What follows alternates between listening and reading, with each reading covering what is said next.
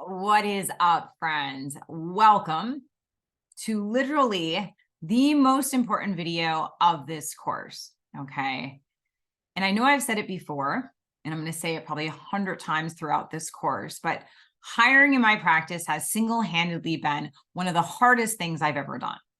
It has also been one of the most rewarding. So I just want to make sure that as we go through the preliminary steps, that you are actually all the way down to your toes, feeling this whole boss thing. So let's get to it. So we're going to talk about two main pieces today. We're going to talk about your infrastructure currently as it exists.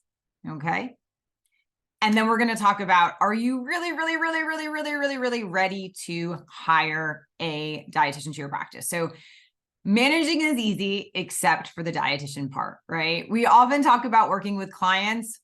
The clients are the easy part, right? The problems that they have, that's the more challenging piece. So I want you guys to really think about this. And I'm being very serious, is that do you really want to be the boss? Because with being the boss comes a lot of responsibility, both good and bad. And it's very different than managing yourself. So this is baby Amy. This is baby Amy before she had independent contractors and employees working for her. Look at how she has look at how she has perfect skin and no eyebrows. I don't know what I did to my eyebrows, but not a lot of wrinkles. So even though I love my group practice, it has definitely been more challenging than I anticipated. And the anticipation of this course is to support you in areas where I didn't have the support. But with that being said, before we pass go, we need to do both a practice and a needs assessment of our practice. So just to remind you, if you didn't know, there's generally three pieces, three things you are responsible for as the boss. You are responsible for the guidance and the feedback, both good and bad, you provide to the people that work for you. You are responsible for team building and collaboration among your practice. And then ultimately, you are responsible for the results, or at least creating systems that create results in your practice. So you can't do anything. You can do anything, but you can't do everything, right? And so that's what we're going to talk about today in terms of what that looks like. So is your practice rock solid? Okay. I want you to pause this slide. I want you to dive deep as we talk about these things. And I want to know, is your practice rock solid? What do I mean by that?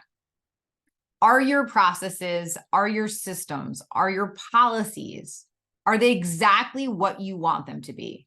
Are they efficient? Is there anything you can streamline or automate or delegate? Okay. I often see dietitians bring other dietitians into bad relationships. And the relationship happens to be their practice, but their practice is a shitstorm to begin with. They are putting out fires, meaning they have too many patients, they don't know what to do.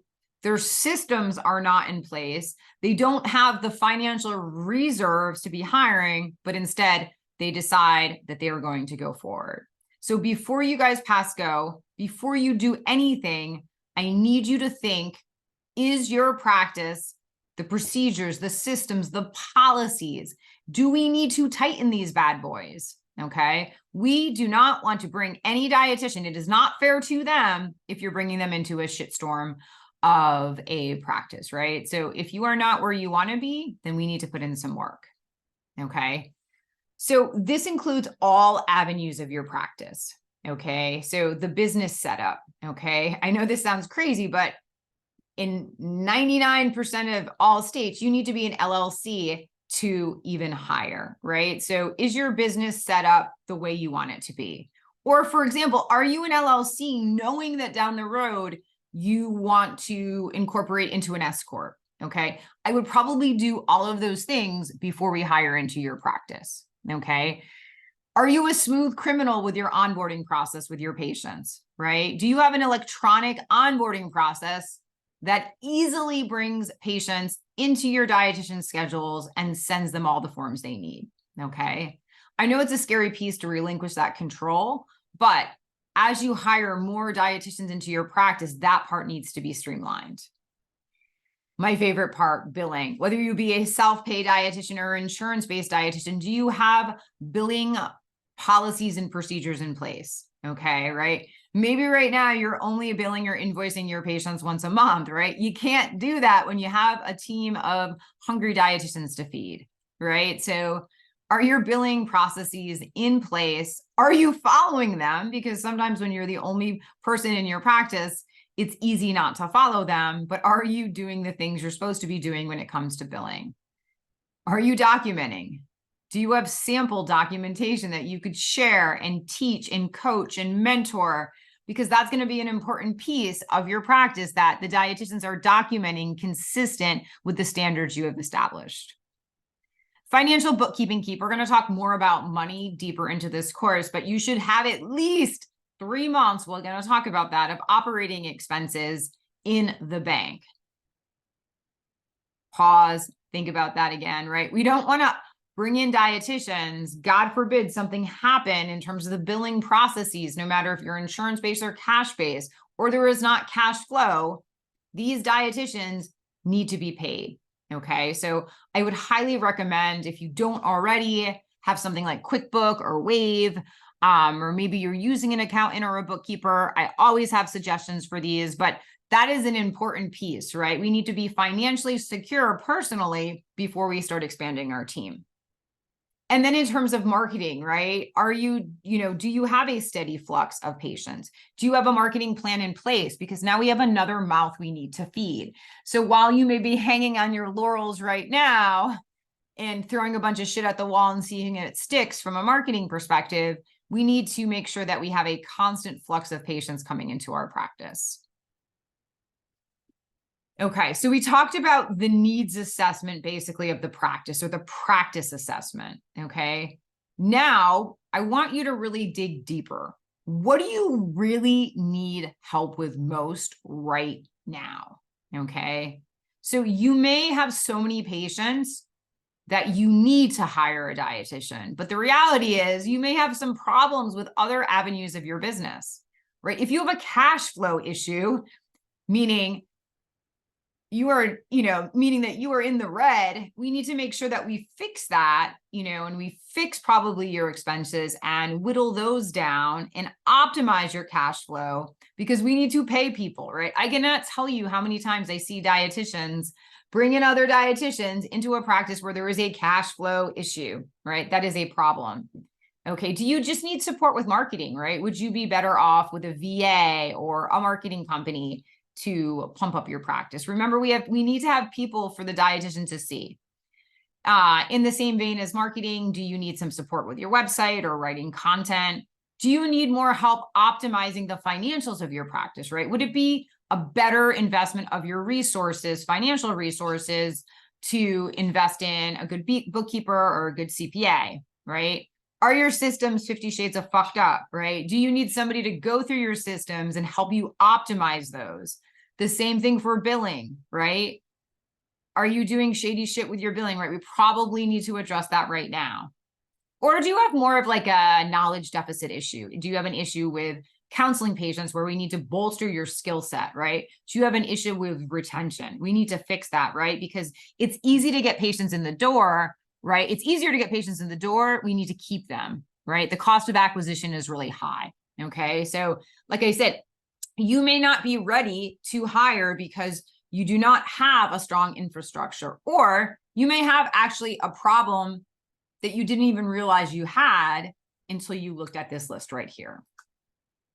So you also want to look at your patient flow. I know everybody has different intentions when it comes to their practice. So how many patient hours per week do you want to be seeing or accomplishing, and where are you now? Okay, are you consistently seeing that number? For some dietitians, they only want to see 5 patients per week, and once they hit that, they're ready to hire. Some dietitians, they love counseling and they want to see 30 patient hours per week.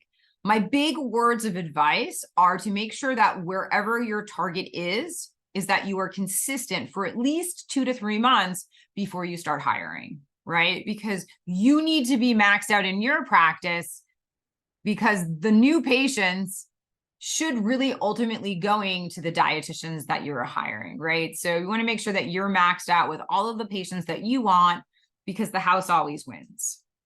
Okay. Another really important piece, if not the most important piece of this whole conversation, is that, does hiring feel right for you? Okay. There are so many different ways to scale, which we're going to briefly talk about, but hiring does not need to be one of them. I have lots of dietitians who have successful solo private practices, and they're very happy, right? Like, the be all end all of life is not having a group practice. I am privileged, blessed, great, grateful, and I love my group practice, but it feels right for me, okay? And it has to feel right for you in order to go forward with it. Are you good with letting go of control, right? I am not, okay? So I struggled a lot with this in the beginning. I am a control freak, tried and true, okay? Do you have a consistent waiting list, right? So you're going to have to be putting, you're going to be filling the dietitian's schedule depending upon how you hire them, right? How are you hoping to triage the patients, right? Are you going to continue to take your ideal clients while subbing out, say, the ones that you don't want to see? Or are you just ready to focus on other things in your business, right? When I started the Reimbursement Dietitian, I was seeing about 40 to 43 patients a week, right? I had to scale back with the patients that I was seeing in order to open up room in my schedule to develop more products, services, courses for you guys, right? So, so what was my why for hiring? And do you have core values? We all have core values, but do you know what your core values are? Because as you're hiring, you want to make sure that you have a culture that is centered around your core values, which we're going to talk about more when we talk about establishing your mission statement. Okay, so just very briefly, like I said, I could talk and have courses probably on all of these already, but there's different ways of scaling beyond one-on-one. So obviously one-on-ones, you can do group coaching programs, both self-pay into insurance, a la carte services like metabolism testing, DEXA testing, MRT testing, email check-ins, passive products like courses, memberships, books, ebooks, right? There's lots of different ways of scaling your practice, not all of which have to include hiring somebody else. So my final words of wisdom is to not take this decision lightly, okay? I see so many dietitians rush into this process. Their systems are not rock solid. Their headspace is not rock solid. They are running around with like a chicken cut off, their head off. And I know there is no good time. So please don't interpret this that I'm saying is that you have to have everything perfect. That's not what I'm saying. But you want to make sure that you dot your I's and you cross your T's, right? And if you have any questions, on if you are ready, I'd much rather have a conversation with you about it at this point than you go down a road that you are not happy with. And then you produce a practice with a lot of frustrated dietitians on your team because you're not able to serve them in the way that they need to be served. So I'm going to shut up for now. I think you guys got the point. This is a very important decision, and I want you guys to take the time to think about it and do your due diligence because it is really that important.